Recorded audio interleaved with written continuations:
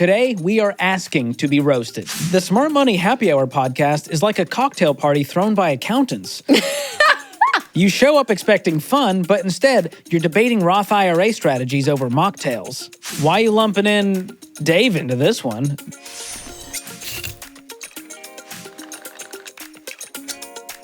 Hey guys, I'm Rachel Cruz. I'm George Kamel. And this is Smart Money Happy Hour. This is the show where two friends who happen to be money experts talk about what you're talking about. Everything from pop culture, current events, and money. And before we roast each other, well, not really each other, I guess our own advice. Yeah. That they roasted us on. Yeah, y'all roasters out there. Let's talk about what we're sipping on. This is the Professor. Yeah. And I guess because there's a doctor on the can. Dr. Pepper. Not sponsored, but reach out to you, boy, if you're interested. Yeah, we'll take the money. So if you're interested in this canned cocktail concoction, you like that, play on words, we're going to give you our rating and reveal the cost per glass at the end of the episode, so stick around for that. I'll just say the aftertaste, not great. Not Similar great. to roasting, I feel like. Not a great aftertaste. Yeah, I mean, but okay, roasting, this is like, I feel like become more and more popular, especially like in the comedic world. I love watching the famous roast of Tom Brady. That was a good one. Yes. Little edgy, not family friendly. Don't have the children around, but man. And recently, Nikki Glaser at the Golden Globes did a roast intro, massive hit in the comedy world, crushed it. Yes. And now Gen Z is asking ChatGPT to roast their social media profiles. So a lot of iconic behavior. Yeah. Everything's iconic in their world. If they like it, iconic. You know what? Say what you want about them. They don't take themselves too seriously. I appreciate it. They don't get easily offended. At least not from AI. If a human says anything bad about them, different. But we decided to follow their lead and have some fun. So we asked ChatGPT to roast Smart Money Happy Hour. Oh, what did it say, George? Here we go. Give us the read. Again, not my words. This is the robots. The Smart Money Happy Hour podcast is like a cocktail party thrown by accountants. You show up expecting fun, but instead, you're debating Roth IRA strategies over mocktails. Hurtful, but it gets worse. Oh, no. Their, quote, happy hour energy feels like you took one sip of wine and then decided to create a spreadsheet for fun. Where's the chaos, the oversharing that makes happy hour legendary? This vibe of this, quote, cocktail hour is so sober, you could deduct it on your taxes as a business expense. Stop it! Oh my God! In conclusion, this show needs to loosen up, pour a real drink, and tell us about a $600 air fryer impulse purchase. Now that would be relatable. Wow. First of all, ouch. Who has the gall? Man, the audacity. AI. Unbelievable. But honestly, other than it being wrong, I think we are a fun show. They're kind of right. You bring the party, I bring the accountant. It's not as accountant. That's so silly. Yeah. That's not true. We're cooler than most accountants. So offended. Okay, well, I did this for you, George. What'd you do? I put in your YouTube channel into Feels a little too specific. I know. Are you ready for this? Okay. George Kamel's YouTube channel is like the financial version of a kale smoothie, packed with nutrients, but could use a little more flavor. Why is that so on brand? I know. And then, you ready for this one? The Millionaires in Cars Getting Coffee series is like watching a budget-friendly remake of Jerry Seinfeld's show, but fewer laughs and more Excel docs. Oh my gosh. Did you do mine? That is so harsh. I did not. You did not? I didn't know you could handle it. So I avoided it. I could have handled it. Oh, man. Well, sorry, George. That does hurt. And you know what? To be fair, I don't use Excel. I'm a Google Sheets guy. All right? You are very kale smoothie-esque. That was pretty fun. I haven't had a kale smoothie since I can. Who's ordering a kale smoothie on purpose? You put kale in it. You don't know what's in there. Just turns green. They don't feature that for obvious reasons. I don't think so. Just like we don't feature you for obvious reasons. Okay. Hurtful but true. I feel like this whole episode was made just to roast me. I'm kidding, George. You it's make fine. this Hey, funny. A little self-reflection can't hurt. I can take the joke. Yes, we can take the heat, y'all. It hurts a little bit, but we can take it. We can do this. So our team compiled a list of the most critical comments about our money teachings, and we're going to read them aloud and defend each other. Co-hosts don't leave co-hosts in the hands of angry keyboard warriors. No. Which, can I just say, if you leave any comment on the internet that isn't just like a positive, cool, you're not okay. If you're out really there. not. I will always say this, because you know what? I see things on the internet. A girl that I follow, an influencer, she has an ugly jacket. But guess what? I think about that for 0.2 seconds, ugly jacket, and what do? Just keep moving. Why would I feel the need to tell her Pause, her jacket? Like, comment, that's an ugly jacket. I mean, seriously, you think about that. Like, who does that? It's hurt people. That's what it is. It is. So go find healing. Go be a whole person. It does you. Beautifully said. Very sad. That's our roast to you roasters. It's a roast of the roast. All right. Okay, George. Here's an investing critique. Someone felt this about me. This is a real comment. Imagine being so out of touch that you not only assume people have $1,000 a month to throw in a lockbox of savings that can't be accessed for 30 years, but you also assume you can get a 10% rate of return over those same 30 years. Delusional. I assume that's how they sound. It feels right because here's the deal. Average car payment right now in America for a new car, it's like $732. So yikes. And that's just one piece of debt that they may have. One piece of debt, yeah. That's always going to come back as my comeback of okay, well, what are we paying out in payments versus paying ourselves? Yes. Because debt is robbing you literally. And for a lot of people, that's it. Now, $1,000 a month, yeah, that can feel like a lot, right? But again, when you look at the average stats of the average American and you cut out the debt and actually get out of debt, you're going to have that money freed up. That's right. So we're not assuming anything here. You know, I know people don't have a bunch of extra cash laying around to invest, and that's why it's step 4 in the Ramsey baby steps. Get out of debt first, get your emergency fund that will free up those payments that you're putting to lenders, and instead you can put it in the stock market. And the 10% rate of return, I will come to bat for you all the time. Thank you. Okay, and again, the market is different every year. Where are you getting 10% every year, Rachel? We had in mutual funds, you guys, 18% last year. 18%. Yeah. And we say 12% sometimes, and everyone's like, "Oh my god!" I'm like, well, no, if you look at the S&P 500, the top, largest 500 companies based on market cap, the S&P 500, which represents the overall U.S. stock market, returned 23% last year. Yes. So you're like, where are they getting this? I don't know, just the general stock market. Just facts, just like what's happening out there. And that's if you just track the stock market. And again, some years it's not as great, right? Like some years it's negative 22%. It goes up and down. It goes up and down. I guess we need to explain how an average works. Over a 10, 20, 30-year period of time, you can take the average annualized return, which is 10 to 12%. Yeah. There you go. And then it's not a locked vault. I don't like this idea. You can't access it for 30 years. Yes, there's retirement money. We want you to live in the meantime. You can also invest outside of that. You can save up for purchases. But what are you investing for other than the long term? Yep. So I don't know. I don't know how to make you happy.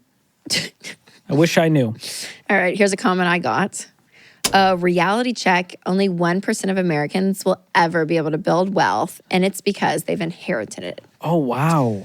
So this stat, if it was correct, that would be very depressing. If only 1% of America could win with money, that would be very depressing. But that's not true. Yeah, that's saying true. 1 out of every 100 people will build wealth only because of inheritance. Yeah, everyone else will remain broke for the rest of their life. So according to the U.S. Census Bureau, 65.6% of Americans currently own a home, which is a big deal because your home is adding to your net worth. The Federal Reserve said that more than half of Americans have retirement accounts. And as of November of 2023, employment in America reached an all-time high of 161.9 million people working. All right. And we know that 9 out of 10 millionaires today, 90% in America, are first-generation wealthy. Like, they became millionaires because of themselves, not because of inheritance. So it's actually the opposite of what this person's saying. Clearly, this person's hurt, and they feel like they can't build wealth for themselves. Back to the hurt people.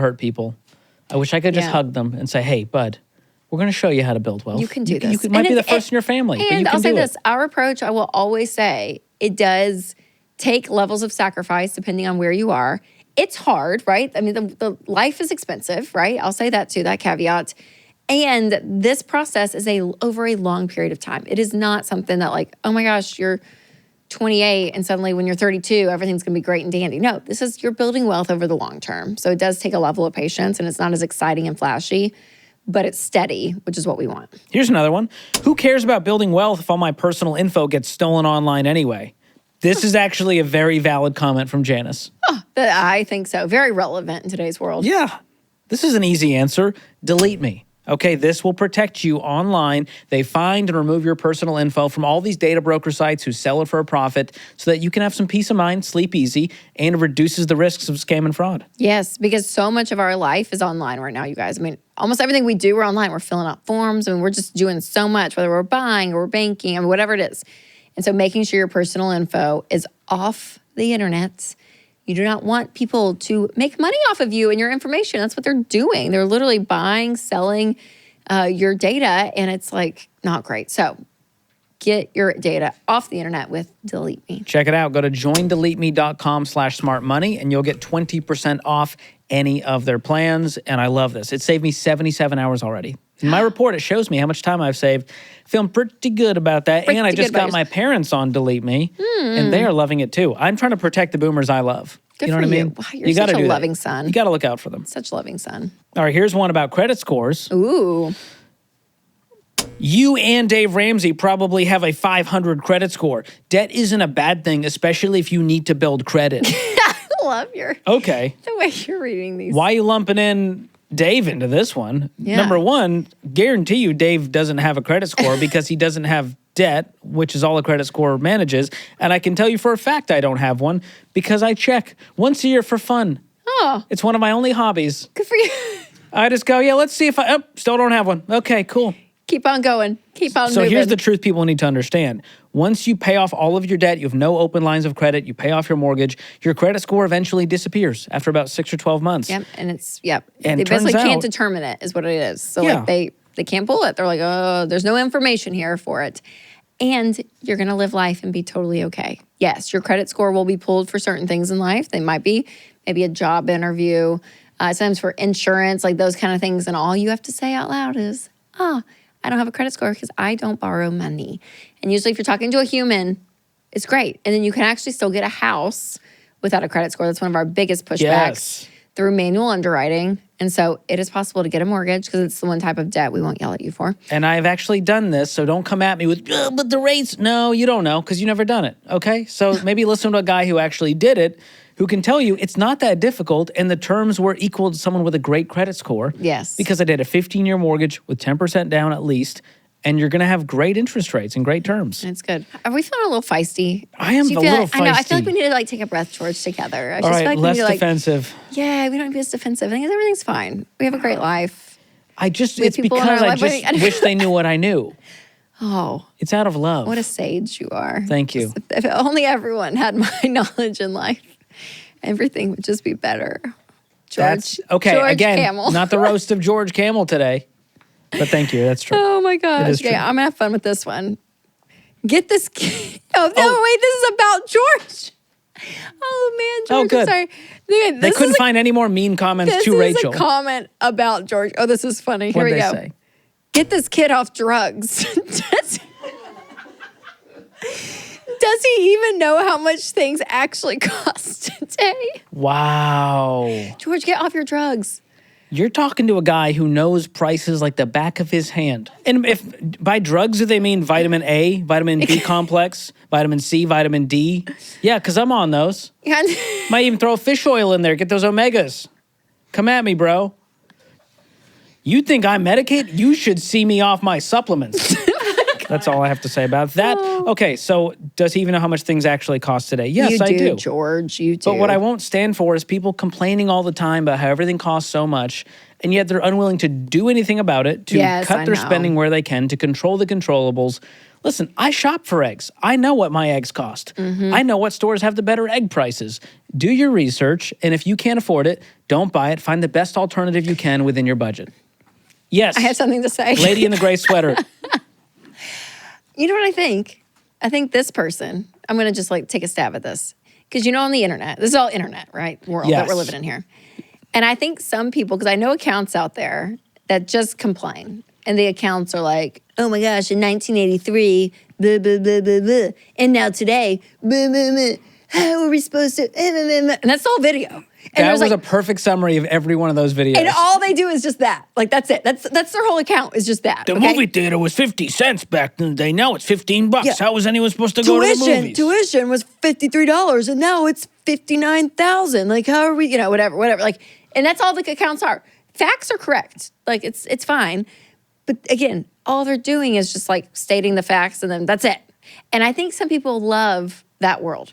They want to sit in the problem. Here's the problem, and now we're just gonna complain and just, And if you offer up any solution that requires any level of sacrifice, screw you, man. Yeah. It's hard times out here. That's me. Yeah. So I think Our entire job is to try to give solutions to problems. Right. So it's called Ramsey Solutions. It's not Ramsey Problems. That'd be a terrible company. Such a bad company. So yeah, I think that comment about you, George, is somebody that would like an account that just complains. Yeah. And when you give a solution, they don't like that. Oh, finally a comment about They're Rachel. So fun. Oh, well. Can you handle this one? Maybe so with my Dr. Pepper. This one's pretty light, honestly. This has to do with a call that you and Ken Coleman took on the Ramsey show regarding a Taylor Swift concert. Oh, yeah. No way I would have gone to the Taylor Swift concert, sell those tickets and keep moving with the baby steps no matter what. Wow. Dave? So, yeah. Was that Dave Ramsey chiming in with his burner account? So can you explain what you told the person on the call and what the context was? Okay, yeah. So that call, if I can remember correctly, was a mom that called in and she had given her daughter Taylor Swift tickets. And this was during the heyday. So the mom gave the daughter tickets, and now the mom's calling and was like, should the daughter sell the tickets? Because she could make like a crazy amount of money. Because of resale. Yes, and pay off her debt with them. So our take was, that's up to your daughter. Like if your daughter called and said, I have these tickets, should I sell them? We could give you, our opinion on that. But as the mom, you already gave the gift. Like there's nothing you can do about it. Like you can't tell her to sell them. And so we gave them permission to like go because the daughter really wanted to go to the concert. So we're like, let her go to the concert. And a lot of people were like, not happy with that. Because she should have sold it and paid off the debt. Yes. And I think this is a classic example of opportunity cost because you do think, because I think she could have sold all the tickets for like 15 grand or something crazy. I mean, right? And so you take that amount of money, go have a great night for 5-6 hours, which was a wonderful night. The Eras Tour was amazing. You've done this twice, so you can vouch. It was really good. So that, or if you had debt, how long would it take you? How many hours would it take to work to make 15 grand? And that's a lot of hours. That's Hundreds. A lot of nights, a lot of days. And so do you give the opportunity costs, right? So some people would say, absolutely. Why would you? Yeah, I don't want to work all that extra time to pay off this debt. I could get this gone, in a second with the sale of these tickets. But then also you don't want to miss a once in a lifetime event. What do you do, So I think it's all about if you want to have fun in life or not, George. And Rachel is the first person to tell you, have fun in life. Go enjoy your life. And pay for quality experiences that will make memories. But getting out of debt, though, I do think from a long-term perspective, helps build your life in a better way. And from a math perspective, you're like, this is crazy to not do, to not sell the tickets and get this much money and you made all this profit. Totally. But you can't look at it as a business transaction. You bought the tickets in order to provide an experience for your daughter. Right. Not to create a spread to get out of debt. Totally. That's right. That's right. And that's my take as a guy who would tell you, sell them. Sell them. All right. Let's do some rapid fire here. We have critiques of the Ramsey principles from time to time. And so we're going to take turns reading. The other has to respond in 2 sentences or less. Okay. But first, besides the Eras Tour, what we were just talking about, something else that I have zero regrets on buying, Cozy Earth products. 100%. Love That's an them. experience in and of itself. Y'all, can I just say, when you have clean sheets, it's one of my favorite days. When you wash your sheets, you have, and it's your bed's remade. It is like with the best feeling, and it's even better when it's Cozy Earth sheets. It's giving fancy hotel energy when you crawl into those sheets. You literally feel like you're on vacation or something. Like you go in, you're like, oh my gosh, I cannot believe this is my bed. I love them. Obsessed. Love the pajamas. They're some of my favorite pajamas that I own. And everything from like, I have a shirt, I have joggers, I have like these like lounge pants, I have a robe. You've got the whole collection. I know, I bought a lot from them. And the blanket. They're great. The epic blanket. Yes, ma'am, that is an epic blanket for sure. But it's great. So Cozy Earth products, they are amazing and worth every penny. So check it out. They're giving our listeners and viewers up to 40% off, a steep discount if you go to cozyearth.com/smartmoney and use the promo code smartmoney at checkout. We'll drop a link in the description as well. All right, let's do some rapid fire, George. Here we go. Here's the comment. Okay, here. You and your spouse can be on the same team while still not combining finances. My husband and I have had separate accounts for 10 years, and it's working just fine. What do you say to that? Yeah, I mean, I would say it could feel like it's working, but there is an element of your relationship that you're not fully on board together. You're just not. I mean, it's like we're going to have two completely different parenting styles and choose to parent our kids differently. And it's like you have to be on the same page. And so combining your accounts is a tactical way to show that. But ultimately what it's doing, it's like the ultimate trust in each other of saying, no, we are all in together. This is our life together, not your life, my life. It's our life. And it's so much better that way. They're just so much more fun when you feel that versus like, you pay that bill, I pay this bill. What you're saying, the goal shouldn't be just fine. That's how my marriage is going, Rachel. It's a sign we're doing real well. That's right. Everything's just fine. Thanks for asking. Just fine. All right, Yikes. George, you ready for this? Okay. Charging hundreds of dollars for Financial Peace University is hypocritical when you're telling people to save money. Oh, wow. Okay. Coming at us. First of all, 95% of our content, including this show, completely free. And so when we take a bunch of information, package it, have a team around it, things cost money. All products and services cost money, and it's not hundreds of dollars, it's less than $100. And it's totally worth it if that course gets you out of debt, changes your family tree, changes your life, helps you build wealth. It's the same reason people pay for a gym membership or for a personal trainer. Yeah, I can walk around the neighborhood and I might make some progress, but it's very different when someone teaches me exactly how to do the workout, is there showing up with accountability over a period of time. That to me is worth every penny. For sure. And I would say when you pay for stuff, Skin you're in the more game. likely to do it. I mean, that's real. I think that's real. Here's one. Here's your turn to respond, Rachel. Here's the comment. Absolutely no sympathy for emergencies? What are we supposed to do when a kid breaks an arm? How cruel are you, Rachel? Wait, what? Why don't I have sympathy for emergencies? I don't understand. Because I tell you to save for them? This is the comment. Because I tell them to save for emergencies? I guess. It says absolutely no sympathy for emergencies. I do, okay. So what are you supposed to do when a kid breaks an arm? Well, yeah, take them to the hospital. It's a good first step. Yeah, I mean, make sure it. everything's fine. And then, yeah, you'll get a medical bill. And if you have your $1,000 emergency fund in place, is what we say. And if you're getting out of debt, pause the debt snowball, save up the money, and you pay the medical bill. Yes. And hopefully you have insurance to where this is not going to tank you. Too. Right. Yeah, Maybe you'll pay 20% of that bill, not 100%. That's right. Yep. Whew. And you've had, I mean, sweet little Chuck Cruz. Didn't he break his leg? Chuck Cruz. Charles. I call him Chuck. It's his aspirational name. He did. He broke his leg, y'all. And what did you do? Have we talked about this on the show, that I am not a good, medical mom?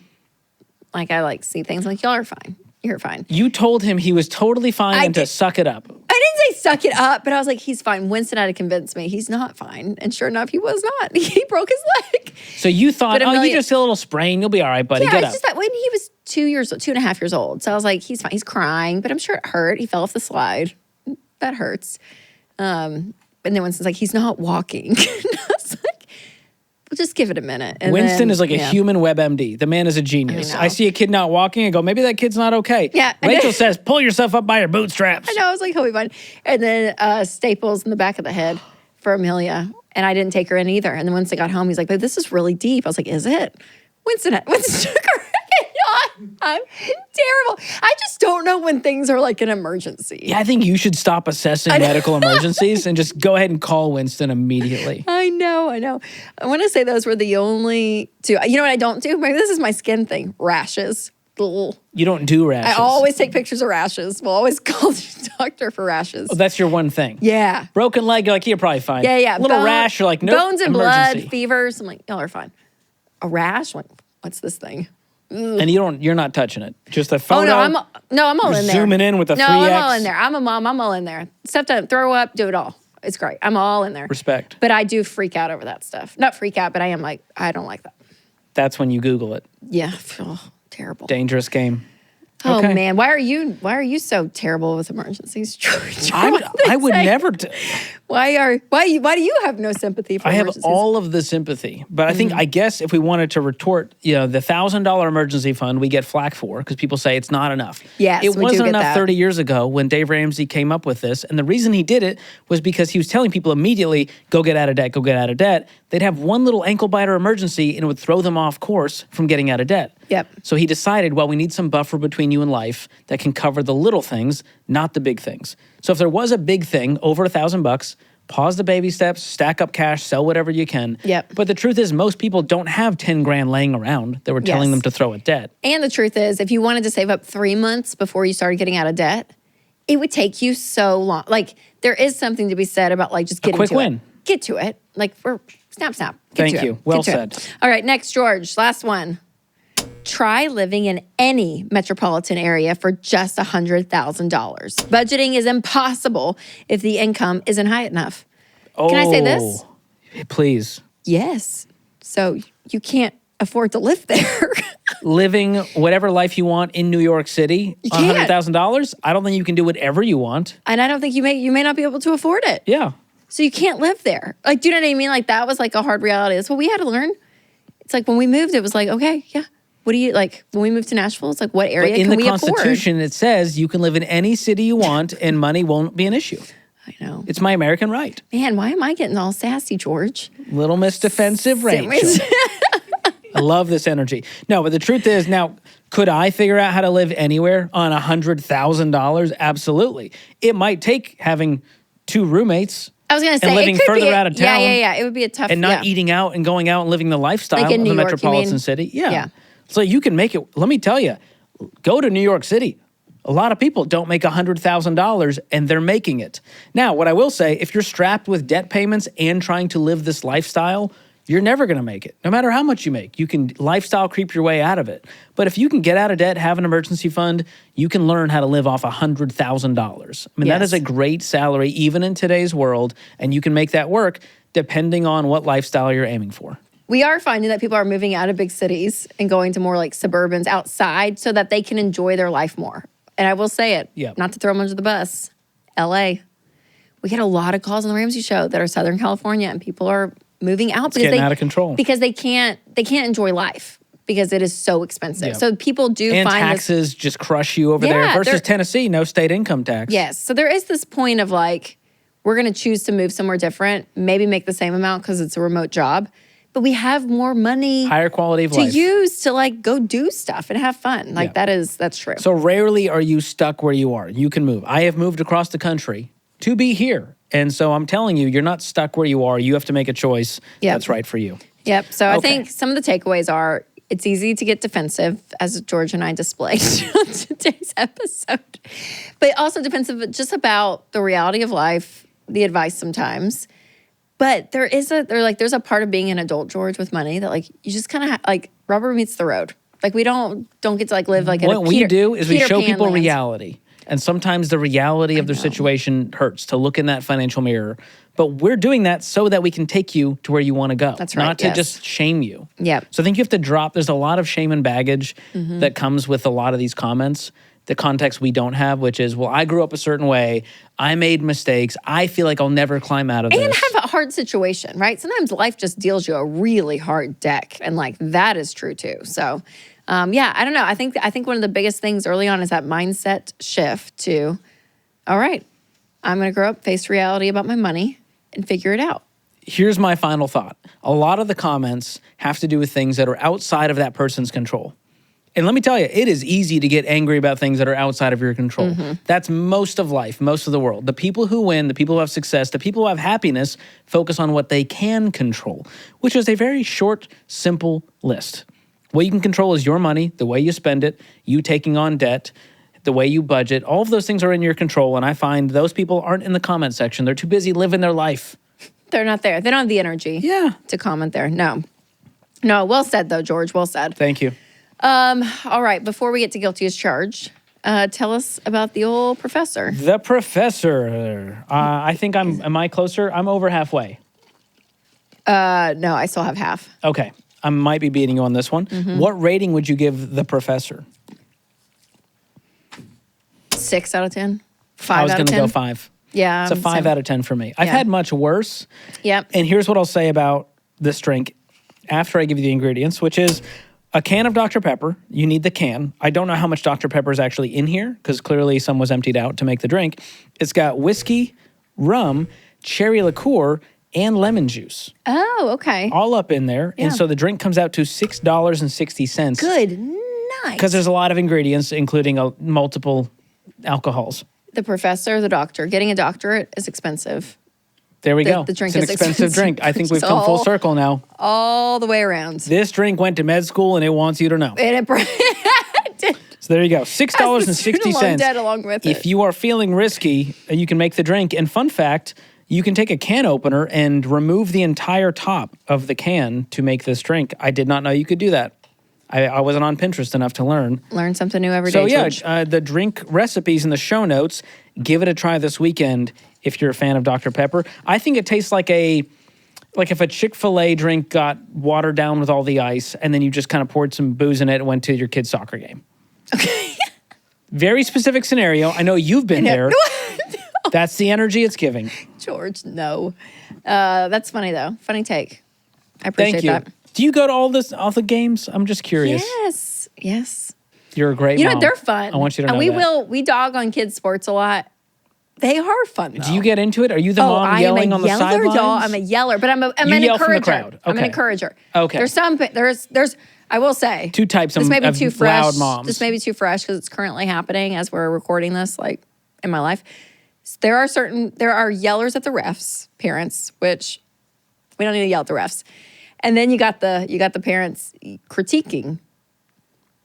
Get open. They're yelling. You know what I yell? Good job, girls.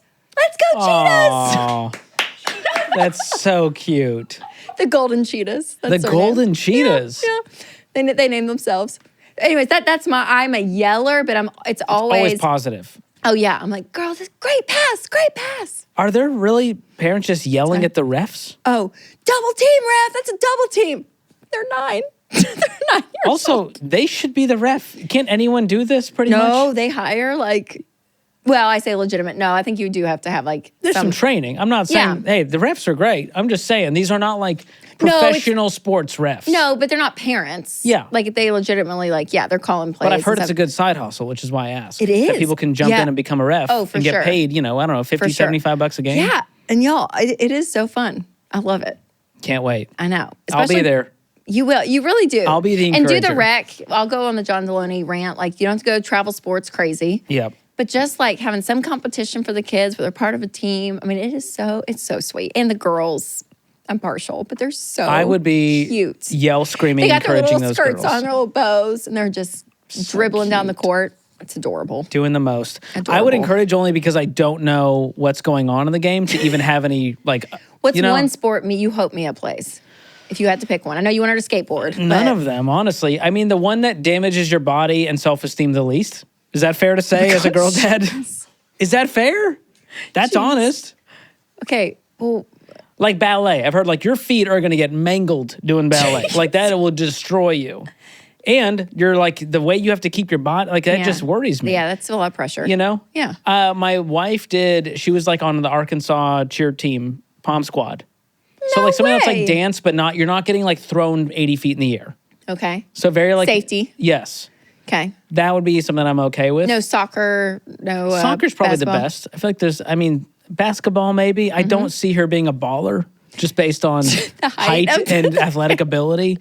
I think she's going to be more of a violinist or something, more in the creative artsy world. I love that. But hey, love that anything about goes. her. Anything goes. All right, now it's time for Guilty as charged. And this is where our producer, Kelly, gives us a new guilty as charged question every week. And if we're guilty, we take a sip. Kelly? All right. Have you ever responded to a hater? When? Today? Yesterday? 4 minutes ago? I think I responded while I was sitting here. I do this way more than Rachel. A recent one. Okay, let me give you a good story quick and then a bad story. Oh, I love it. Love George hater stories. Good story. I decided this new strategy where I kill them with kindness. So this person, I don't know, blasted me in an Instagram comment. So here's what I do. I go to their profile to see if there's anything interesting I can talk about. And they were a great photographer. Like, I was genuinely impressed by their photography skills. Yeah. Beautiful photos. So I just responded with, hey, just, I think your photography is really great. To their very negative comment. George. So what happens is the algorithm, because people started replying to that, it started pushing it to the top. Yeah. So at the very top of this post was their negative comment followed by my super positive. And you look so kind. And I look like a hero. Give me a Medal of Honor for that performance. It was just. And there are people like, George, you're so great. Yes. George. Did you love it? I loved it. Let me tell you. Make an Enneagram 3. Okay, let me read you the one that went. Oh, I can't wait. Yeah. You ready for this? Oh, I cannot wait. They go into, we both know credit cards are more secure. There's obviously value to building your credit in this country. Rewards are free money. Mac. Here we go. But it's also super one-sided, and I would bet my house that you guys use credit cards just like I do, pay them every month like clockwork. My response, you bet your house that I use credit cards? Bet. I show my credit report, and you must transfer the deed of your house in my name. Otherwise, delete all of your comments and stop trolling. You have until 12 p.m. Central Time to accept, otherwise blocked. You know what his response was? Dodging all of the facts that credit cards are obviously a great tool. Don't worry, I'll take care of the block. It's giving, no, you know what? I'm going to break up with you first. That's the energy it gave, and I was elated. Oh my gosh. Because best case, I own a house. You get a house out of the Best case deal. scenario. Yeah, gonna comment. Worst case, I get blocked by some random dude on Instagram. My favorite is like unfollow, and you go and you're like, oh, they haven't unfollowed. Like they're still They following. still follow you? They're like, Yes. hate follow. Okay, what's your story? Oh my gosh, that's so funny. I responded to somebody about Dave, my dad. You defended Dave's honor? I did. Because I usually I can take a lot. Like I hear everything. In this one comment, it was about real estate. And they're like, he has no idea what he's talking about. And I was like, You can say a lot of things. I was like, That's not the one. Oh shoot. He's owned like 500 properties over the course of his life. I mean, he like went into foreclosure on half of them, went bankrupt. But like Dave knows, like if Dave didn't do what he's doing now, he would just be doing real estate. And like I'm like, oh gosh, no. Like you could say that about a lot of things about him. Like, he doesn't know about golf. I'm like, he golfs. Yeah, he may not know everything about like, but I'm like, oh no, that's like the one thing like you can't. So you literally said, oh no, you didn't. And it was so early in the morning too, y'all. I remember, and I was like, and I wrote out this whole thing and I just sent it. And then after I was like, that was so stupid. Why did I do? Because it wasn't even on my page. It was some like thing that came up and then underneath, because it was a blasting Dave Ramsey reel. And I responded to it. Wow. I know. Is it still out there? That's so funny. You didn't delete it? Probably it's like 2 years ago. Wow. But I usually don't respond. And I don't look either very often. That's true. You don't. Because I think Reddit is like the really bad place to go. Sure, there's a lot of just angry people I don't go there. Yeah. But I'm proud of you. 2 years ago, that's a win. I know. I'm like, well, pick a day, and I'll tell you what comment I left. There was a girl that blasted me who has a big following. I didn't know her, but people were sending me her stuff because she like blasted me in a reel because I'm Dave's daughter. And like, thanks, which I get. And I so wanted to be like, women supporting women. Like I wanted to give like a little like. Super passive aggressive. So passive aggressive, but I didn't. I wish you were that petty. Honestly, sometimes I think you're too nice and too like, well, but maybe they had a bad day. And I'm like, or maybe they're a terrible person. Or maybe I'm going to take their house. That's what George is going to do. Leave people homeless. I thought this is the greatest game show ever. If I win a house out of this comment and this guy follows through because he has integrity, it'll be the greatest story of all time. That'd be so funny. Like, how'd you get that house? Yeah, I just left a comment. Just got the deed. I want to bet. I don't know. No, don't know how it happened. Oh, that's fun. So great. We'll make sure to DM us your guilty as charged questions because we get ideas from you guys. So on social, on Instagram, where are you? Where do you love to be? Instagram is my place. Me too, George. Are we so millennials? I'm on X and Facebook, but I'm like, I go there to just see what the other side is doing. Instagram are my people. Yeah, I agree with you. Millennials is what I'm talking about. Yeah. So give us some ideas about guilty as charged. They're always helpful. And if you enjoyed this episode, then you definitely don't want to miss our episode on our most viral advice. So make sure to subscribe so you don't miss an all-new episode of Smart Money Happy Hour.